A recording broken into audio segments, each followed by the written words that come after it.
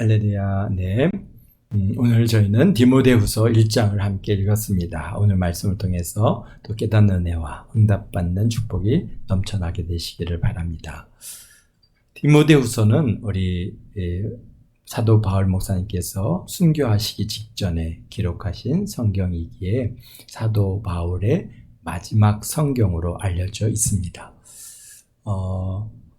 사도 디모데후서에 기록된 시기는 시기와 배경을 또 우리가 알아봄으로써 성경을 바르게 이해할 수 있는 그런 지혜를 얻을 줄로 압니다. 디모데전서는 우리 사도 바울 목사님께서 1차, 2차, 3차에 걸친 그런 복음전도 여행을 마치고 이제 예루살렘으로 마게도니아와 아가야 지방의 성도들이 많은 그러한 연보를 히브리 교회를 돕기 위한 연보를 했습니다. 그래서 그 연보를 한 그 선교비를 가지고 히브리 교회 성도들을 도우려고 예루살렘을 방문했다가 유대인들의 모함을 받아서 잡히게 됐고 결국은 이제 가이사라 총독관저로 끌려가게 됐고 거기서 신문을 받다가 이제는 황제에게 또 상소를 함으로 인해서 이제 황제의 재판을 받으려고 한 2년이라고 하는 시간을 갖다가 우리 그 가이사라에서 시간을 보냈고 또 그리고 이제 로마로 와서 또 로마에서도 2년이라고 하는 시간을 보내면서 황제의 재판을 받을 기회를 얻게 됐습니다. 그래서 재판을 받고 이제 무죄 석방이 돼서 에베소 교회를 방문했다가 에베소 교회 형편을 알고 우리 이제 디모데 목사님을 에베소 교회 담임 목사님으로 세우고 교회를 바르게 세우도록 그렇게 부탁을 하고 그리고는 이제 본인은 에베소 교회를 떠나서 마게도니아 지역에 있는 교회들을 돌아보기 위해서 이제 떠났습니다. 근데 떠나서 이렇게 참 워낙에 에베소 교회가 여러 가지 문제들이 있었던 것을 우리가 알기에 참 담임하는 디모데 목사님이 걱정이 돼서 교회를 바르게 세울 그런 하나님의 지혜를 또 디모데 전서에 기록해서 목회 서신을 기록해서 이제 보내주신 것이 바로 이제 디모데 전서입니다. 그래서 디모데 전서의 중심적인 내용은 바로 디모데 전서 6장 우리 14절에 지난주에 우리가 함께 나누었던 말씀인데요. 보면은 6장 13절에 우리 주 예수 그리스도로 나타나실 때까지 흠 없고 책망받을 것이 없이 이 명령을 지키라 라고 하시는 그러한 말씀에 우리 디모데를 향해서 주시는 주요한 그러한 가르침이시고 또 명령이기도 합니다. 이렇게 권면하고 계십니다. 반면에 이제 디모데후서는 로마 정부에 우리 디모데후서는 우리 바울 사도께서 로마 정부에 다시 체포가 되고 로마로 압송되어서 지하 깊은 감옥에 투옥되고 다시 로마 황제의 재판을 받고 순교할 때 그때쯤에 기록되어진 그러한 서신서입니다. 그래서 기록 연대를 보면 대략 이제 주후 67년경으로 보고 있는데요. 당시에 어떤 일이 있었는가 하면은 64년도에 로마 대화재가 발생을 했습니다. 그리고 화재의 책임을 갖다가 기독교인에게 돌림으로 인해서 그때부터 이제 기독교에 대한 조직적인 박해가 시작이 됐던 것이 이제 64년도에 화재가 났고 65년도에부터 이제 아주 집중적으로 이제 로마의 지역에 흩어져 있는 모든 지역의 크리스찬들 특히 이제 로마 시내에 연관되어 있진 사람들을 다 잡아들이고 그래서 이제 목에 가두는 그런부터 시작해서 이제 점점 그 이제 박해가 이제 뭡니까 이제 유럽에서 아시아로 또 더 넘어서 이제는 이스라엘과 더 넘어서는 이란과 이라크 지방까지에 이르도록 로마의 그런 점령지의 모든 지역에 이제 영향을 미치게 됐습니다. 그래서 이때부터 로마 정부에 의해서 기독교인들을 갖다 체포해서 로마로 압송했고, 또 지금 이제 콜로세움이라고 불려지는 그 원형 경기장 안에서 잔인하게 우리 많은 크리스찬들이 죽임을 당해야 되는 그런 시간들이 이제 그때부터 65년, 67년 이때부터 이제 이루어지고 있는 시기입니다. 그래서 사도 바울 목사님이 잡힌 것은 66년으로 보여지고 로마로 압송돼서 마메르티움이라고 하는 지하 감옥에 수감이 되셨는데요. 지금도 이 지하 감옥을 갖다가 방문해서 이렇게 볼 수가 있습니다. 그대로 남아 있습니다. 로마가 아주 큰 전쟁을 통해서 초토화가 되고 우리 정말 6.25 사병 같이 그렇게 도시가 전체가 무너지고 하는 그러한 전쟁이 없었기 때문에 역사가 정말 오래된 그 역사가 그대로 남아 있습니다. 그러다 보니까 이제 우리 바울 사도께서 그의 투옥되었던 그 지하 감옥이 지금도 그대로 남아있기 때문에 지금도 방문해 보면은, 이렇게 볼 수가 있는 그런 곳인데요. 이제 마침 이제 이 말씀을 준비하면서, 그 상황을 이제 찾아봤습니다. 근데 정말 말로 다 표현할 수 없는 정말 극한 상황입니다. 왜냐하면 원래는 그곳을 갖다 뭘로 만들었냐면 저수지를 위해서 깊게 땅속 깊이 판 겁니다.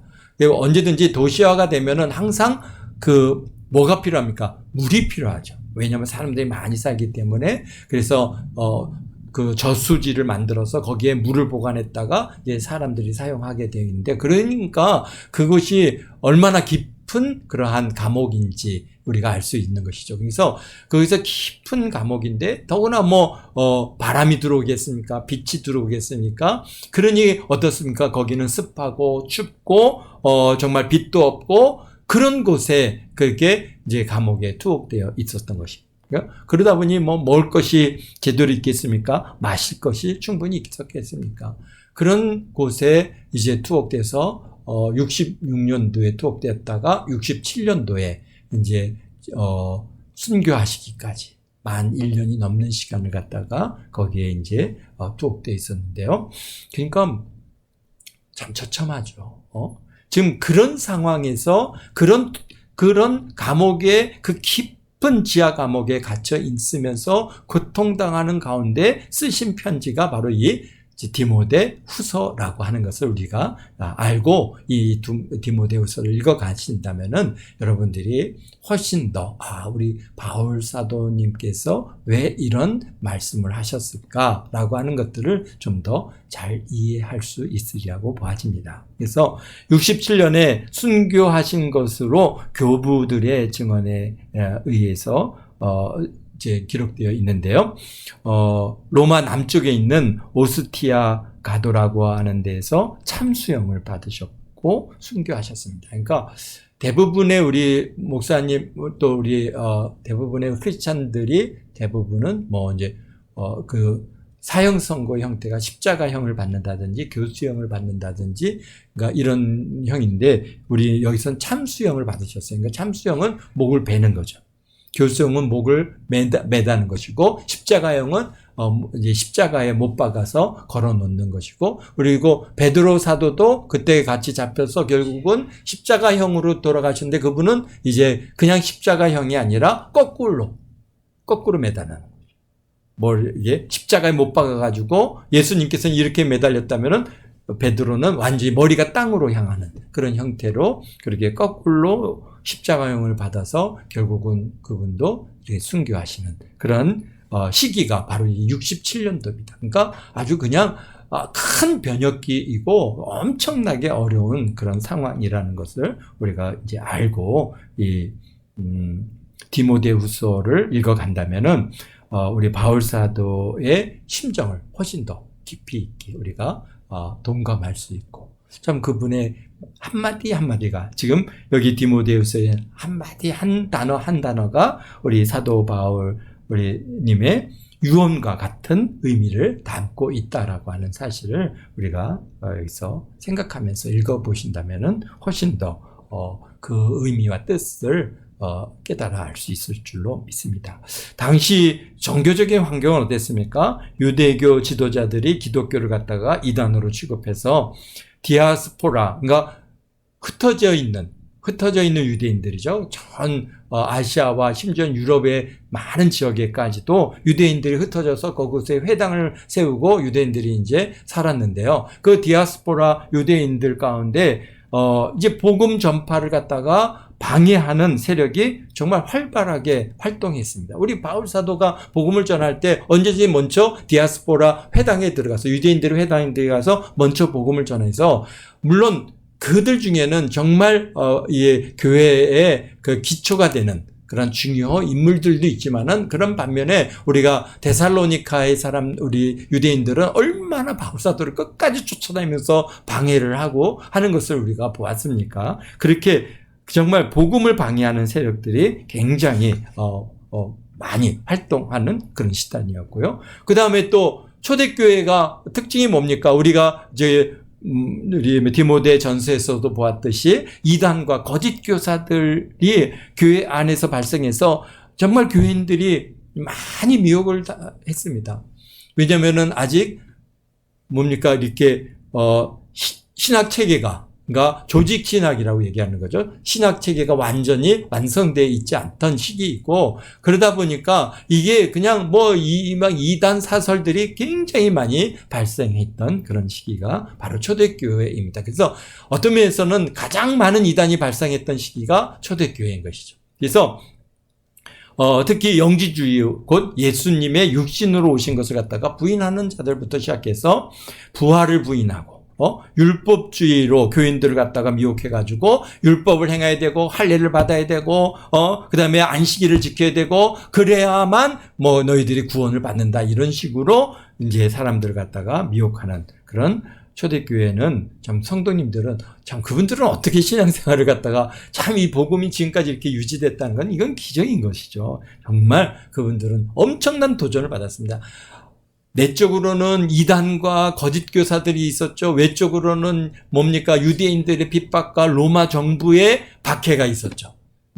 그러니 그런 가운데 정말 그분들이 목숨을 내걸고 신앙을 갖다가 지킬 수 있었던 지켜 오셨기에 오늘 우리에게 이렇게 복음이 증거되어지고, 오늘 우리가 예수 그리스도를 우리가 구주로 영접하고 참 이렇게 마음껏 예배를 드릴 수 있다는 게 너무나 감사한 일입니다. 그분들의 그 헌신과 충성이 오늘 우리에게 참 이런 기회를 주고 있다고 하는 사실에 너무 감사합니다.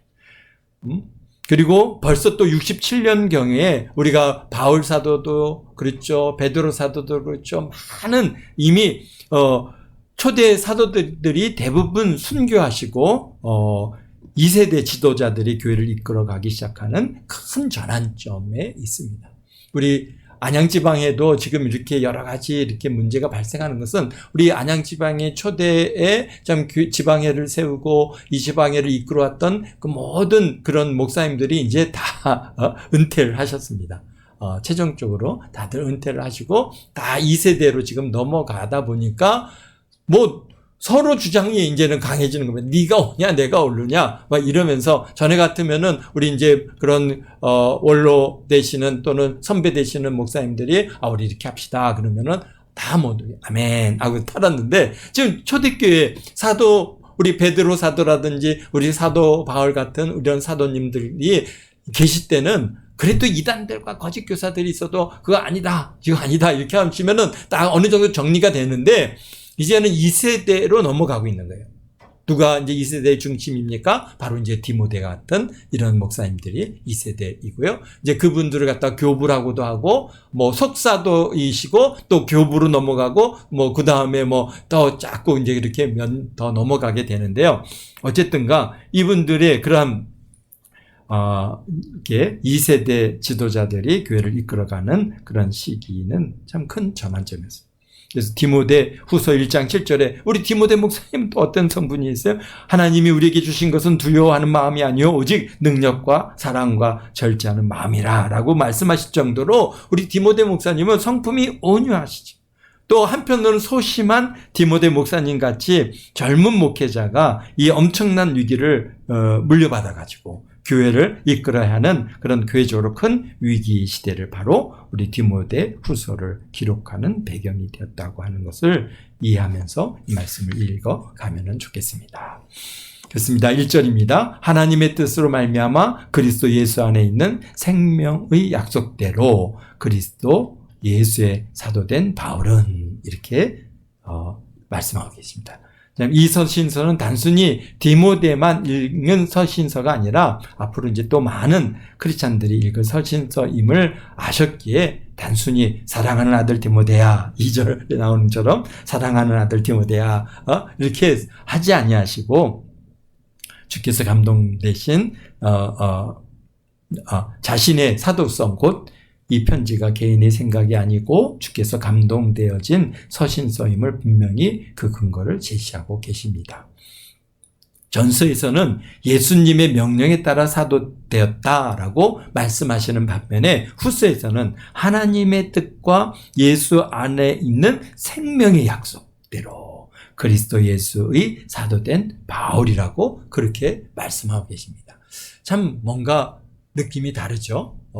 지금 우리 이 편지를 갖다가 기록하는 이게 뭐 그냥 어디 교회에 앉아서 편안하게 어쨌든가 뭐 이렇게 따뜻한 음식을 먹고 이렇게 생활하면서 기록한 말씀이 아닙니다. 이거는 정말 우리 1차 로마 감옥에 있을 때는 그때는 가택연금 상태였어요. 그래서 외부에서 사람들이 와서 얘기도 같이 나눌 수 있고 방문하는 사람들한테 복음도 전해주고 그들에게 또 필요하면 기도도 해주고 그러면서 복음이 참 로마 시 안에 또 그 굉장히 그 뭐랄까요 로마의 귀족들 안으로 복음이 들어가는데 아주 중요한 시기가 바로 이제 로마 감옥에서 1차 감옥에서 있을 때 그 가택연금 상태일 때였고요. 반면에 지금 2차 이 감옥은 아주 그 뭡니까?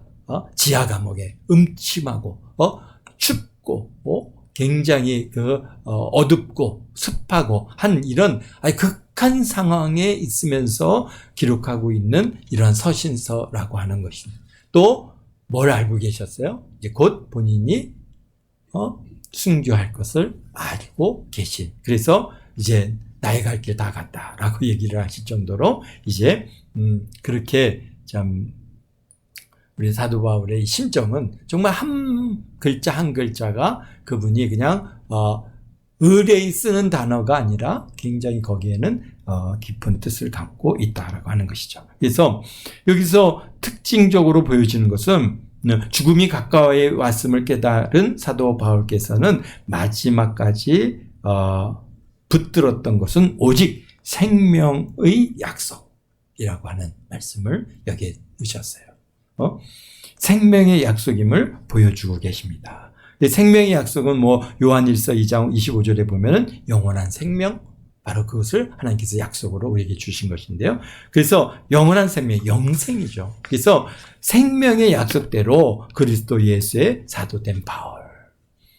그러니까 관심은 이제 주님 앞에 쓸 날이 가까이 왔 우리 사도 바울 우리 목사님의 그 마음은 어디에 있었어요? 생명의 약속, 영생이라고 하는 것에 마음을 두고 지금 계신 것을 우리가 볼 수 있습니다.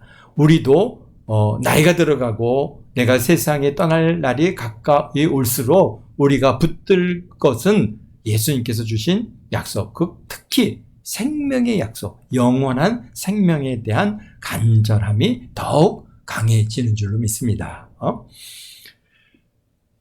그렇기 때문에 이제 뭐 점점 우리 뭐 그렇잖아요. 나이가 들면은 세상에 이제 소망이 뭐 내가 뭔가를 이루겠다 이런 것들도 이제 다 없어지죠. 그래도 이제 40대, 30대에는 막 그런 것들이 강하게 막 뭔가를 갖다가 그런 이루려고 하는 열정들이 있는데 이제 60, 70을 넘어서서 이제 주님 앞에 쓸 날이 가까워가는 우리들의 입장에서는 이제는 그게 뭐 내가 여기서 뭘 이뤄보겠다고 하는 그런 것이 아니라 이제 주님 앞에 쓸 날을 굉장히 준비하고 생명의 약속인 영생을 바라보고 우리가 나아가게 되는 것입니다.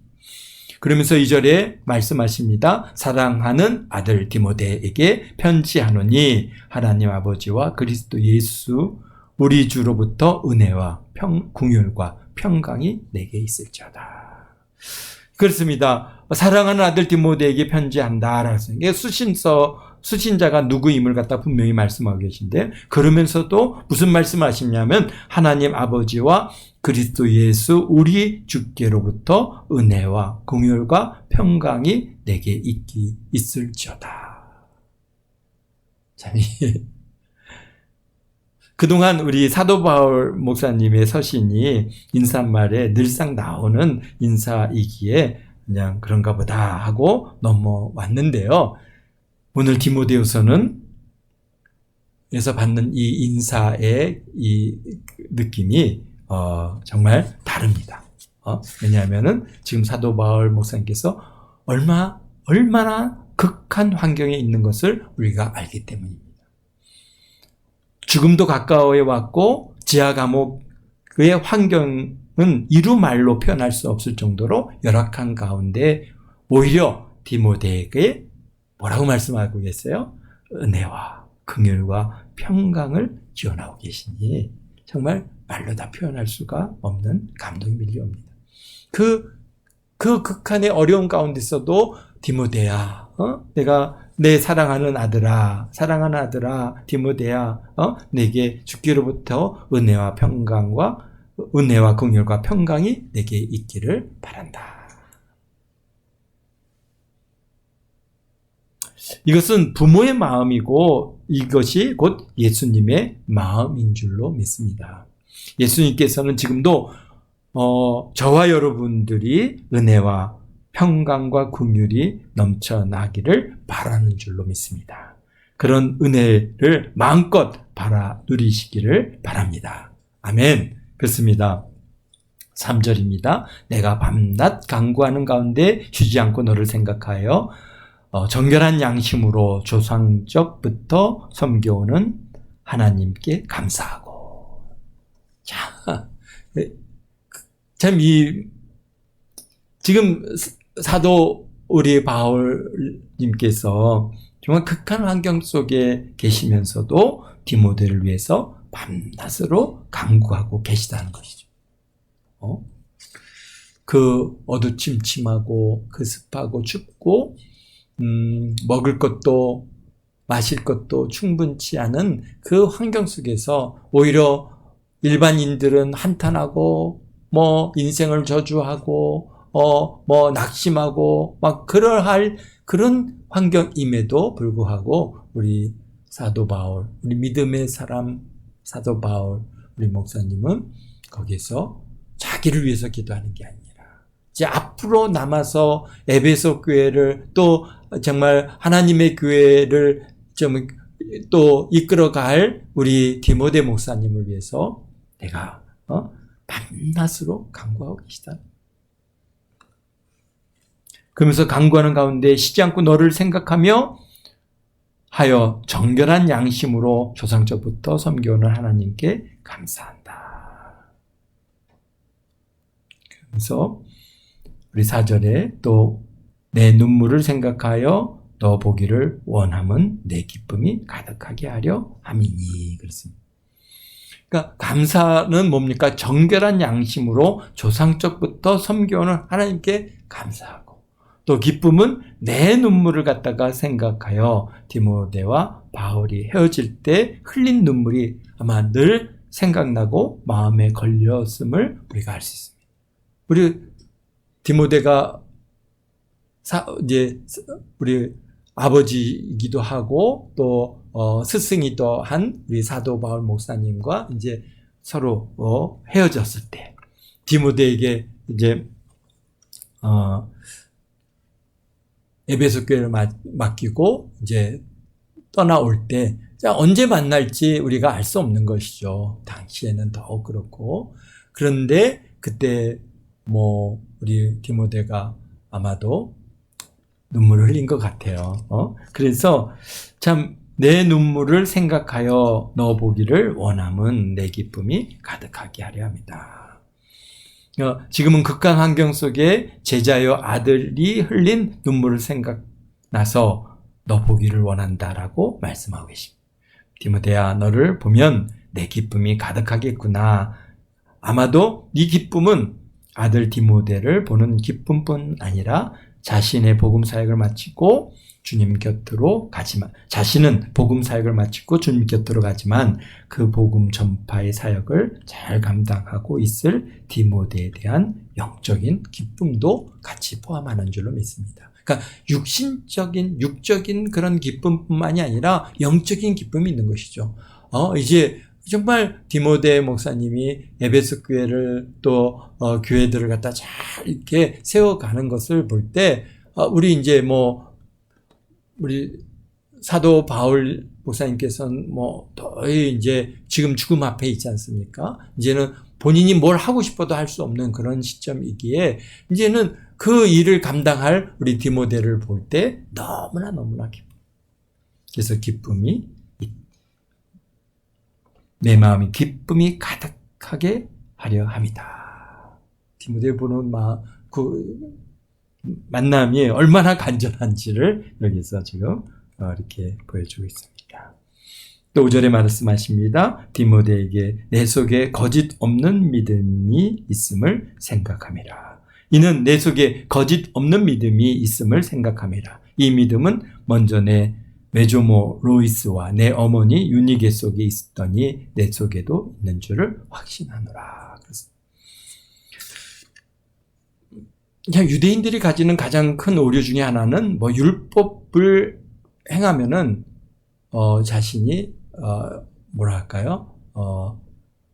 의로워질 수 있다 생각하는 그런 것이 바로 이제 율법주의인데요. 결국은 그것이 그들을 오류에 빠지게 만드는 거죠.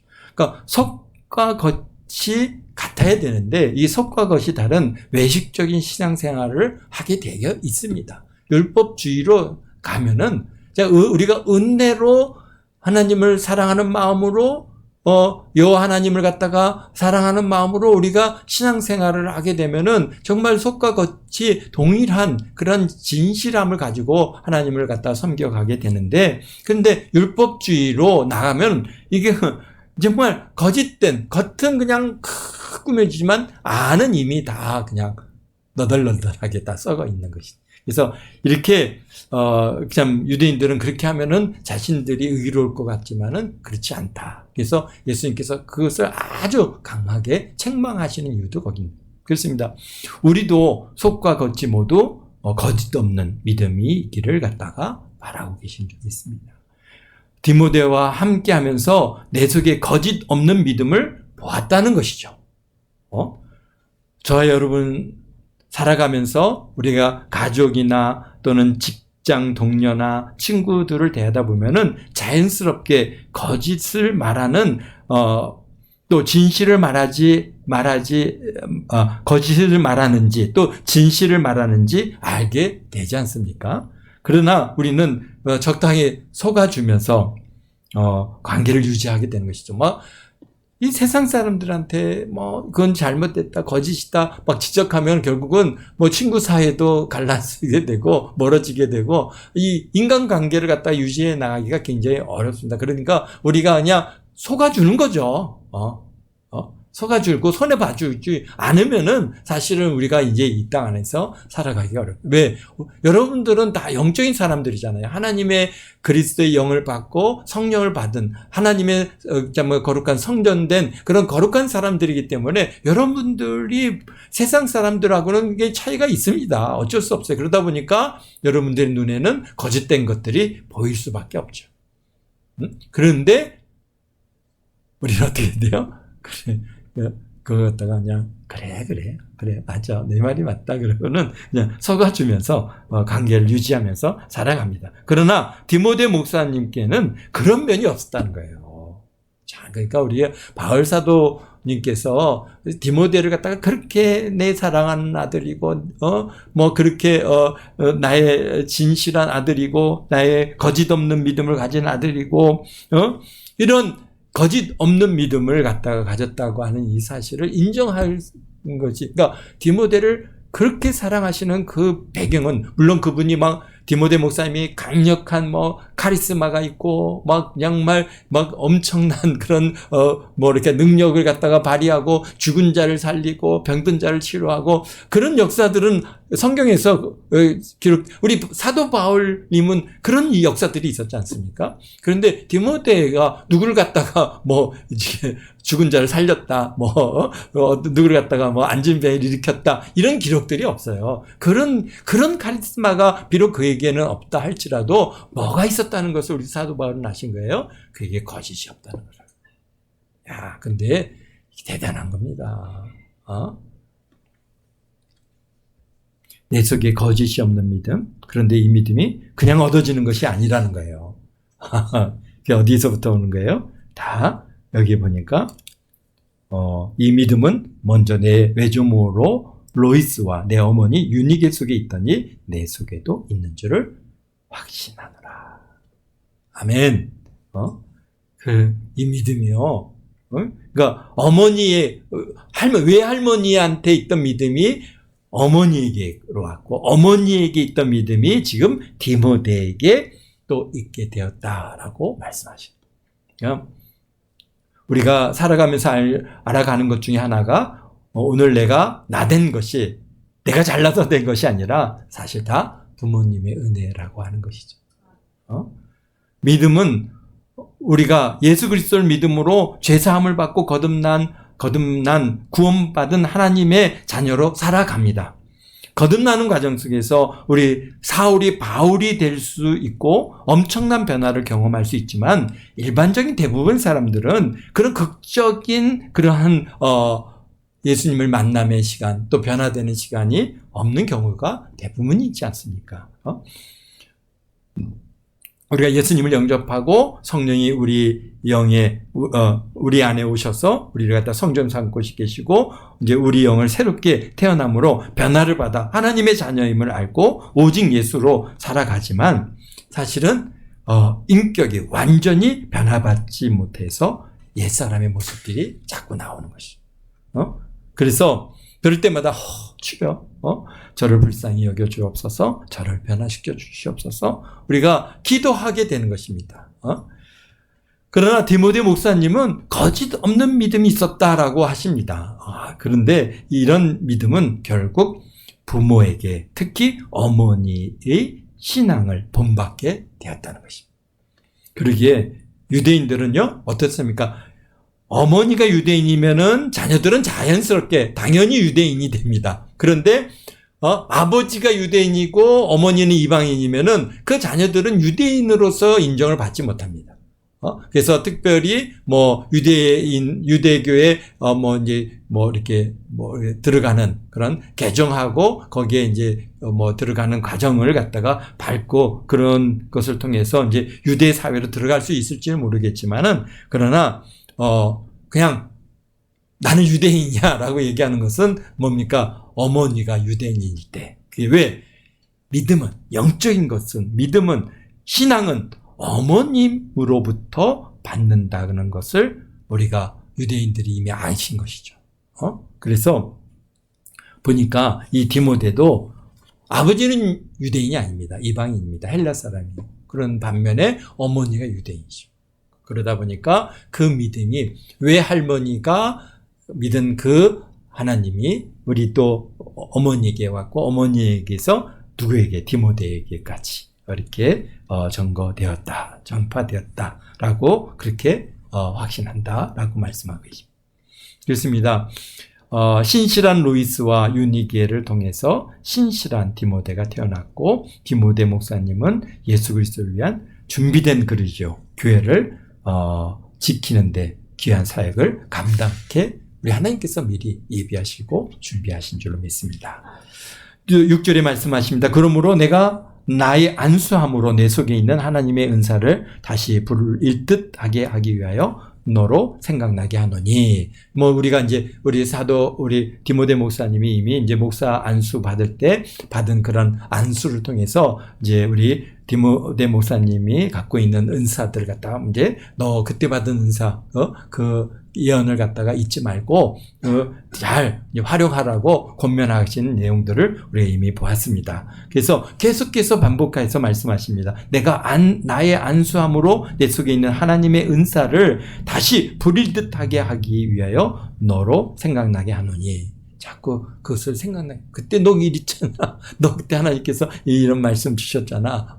그때 그 은사, 어떤 은사였을지는 우리가 명확하게 모르지만 그러한 주신 은사가 있었던 것이죠. 그러면서 하나님이 우리에게 주신 것은 두려워하는 마음이 아니요 오직 능력과 사랑과 절제하는 마음이라. 그렇습니다. 하나님께서 우리에게 주신 것은 두려워하는 마음이 아니요 오직 능력과 사랑과 절제하는 마음이니. 그렇습니다. 당시 기독교에 대한 박해가 이제 점점 심해졌고 많은 사람들이 예수님을 믿는다는 이유만으로 체포가 되고 구금이 되고 심지어는 이제 사형을 받는 그런 일들이 발생하고 있으니 얼마나 생활이 위축되고 두렵고 조심스러웠겠습니까?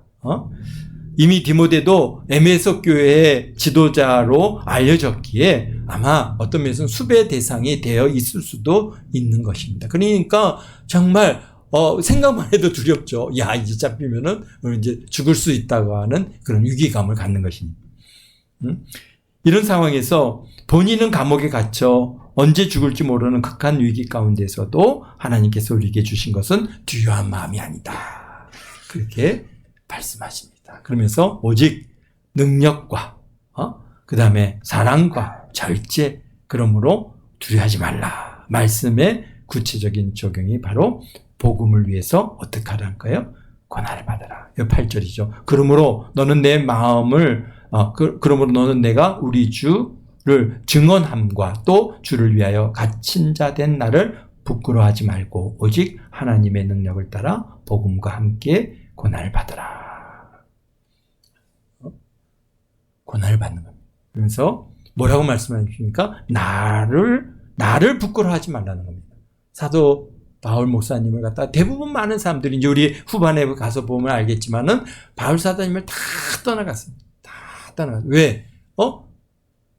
이제 유대인들이, 그러니까 여기서 사도 바울을 갖다가 복음 전도자인 우리 사도 바울을 갖다 잡아서 이제 옥에 가뒀잖아요.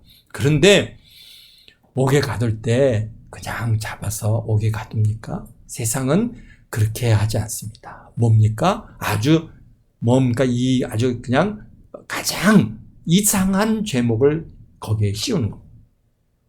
파렴치범으로 만들어서 옥에 가두지, 이 사람은 예수님을 잘 믿어서 옥에 가둡니다. 이렇게 해서 옥에 가두질 않습니다. 그러니까 대부분의 사람들이 바울 사도가 옥에 갇혀서 거기에 뭐 제목을 보니까 야, 이거 뭐 돈을 갖다가 그렇죠, 많은 돈을 갖다 연보를 갖다가 이 히브리 교회에 갖다 줬습니까? 않습니까? 그러니까 공금을 횡령했다, 또는 뭘 했다, 온갖 그런 파렴치 제목들을 갖다 다 갖다 붙이는 거야. 그러면서 증거 있어? 증거 아니면 증거 갖다 드러내봐. 그래서 복음 전도자를 범죄자로 취급해서 일반인들은 마치 세상의 악인과 같이 생각하게 만드는 거죠. 그래야 복음 전파가 막히지 않습니다. 북한에서도 많은 그리스도인들을 갖다가 잡아 죽였습니다. 얼마나 많은 사람들이 잡아 죽는데 그들을 갖다가 잡아 죽일 때 그냥 이들 교회 다니니까 예수님을 믿으니까 이 사람을 갖다가 잡아 죽여야 된다라고 그렇게 죽이지 않습니다. 다 뭘로 해요? 파렴치범으로. 마약을 했다든지 또는 도적질을 했다든지 뭘 했다든지 이런 식으로 말도 안 되는 그런 제목들을 갖다 붙여서 그 파렴치범으로 그냥 다 죽여요. 근데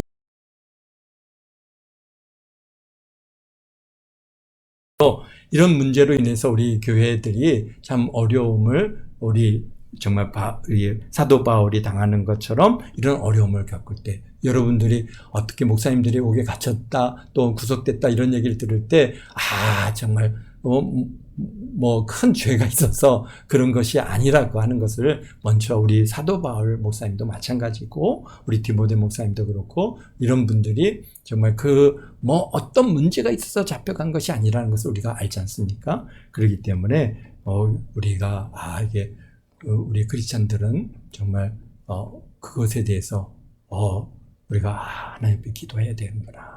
이렇게 우리가 기도하면서 참 오늘 지금 시대의 변화가 이런 분위기가 변화가 있다고 하는 사실을 갖다가 이해를 하셨으면 좋겠습니다. 그래서 우리 8절에